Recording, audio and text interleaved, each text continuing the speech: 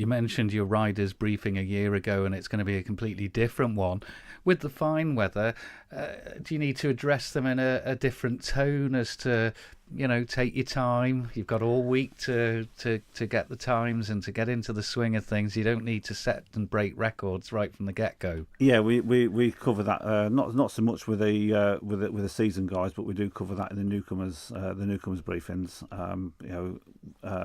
Milky and Johnny are there, obviously the two rider liaison officers, and the big message to the newcomers is, take it easy, guys. Build your speed up throughout the week.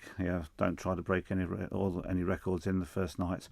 And for them, it's very much a learning year, so they can come back. They're the future of the TT, and for them, it's a learning year to come back and progress in future TTs. But the riders' briefing, the tone of the riders' briefing this year will be pretty much upbeat compared to what it was last, given the weather outside.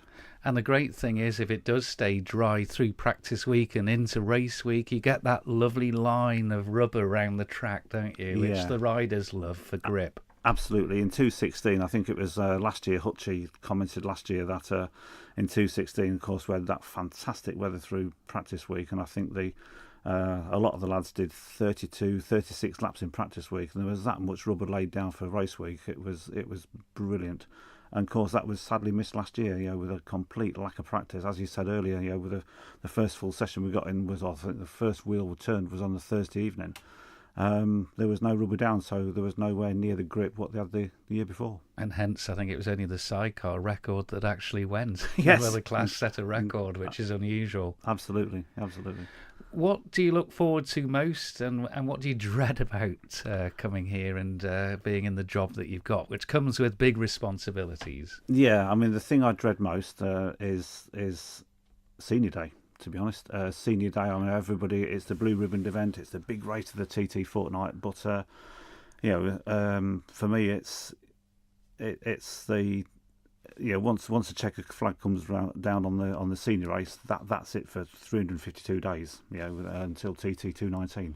So that's the day I kind of dread most, because we've myself, Paul Phillips, the lads in the Department for Enterprise, the marshals, we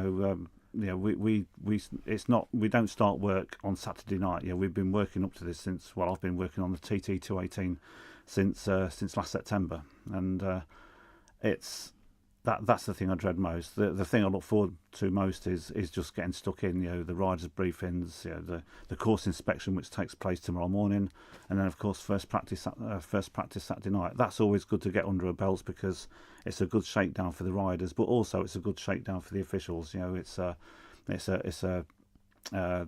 super sports and the lightweight, so it's a good long session for the smaller bikes, but it's a good shakedown for everybody just to get to grips. Shake away the cobwebs, ready for everything going out on Monday evening. And the emphasis, of course, on the newcomers that evening as well. And we wish them all the very best. And they will find out, won't they, whether they're going to take to being a TT rider or not. Absolutely. I mean, Milky and Johnny, the two rider liaison officers, they do a fantastic job.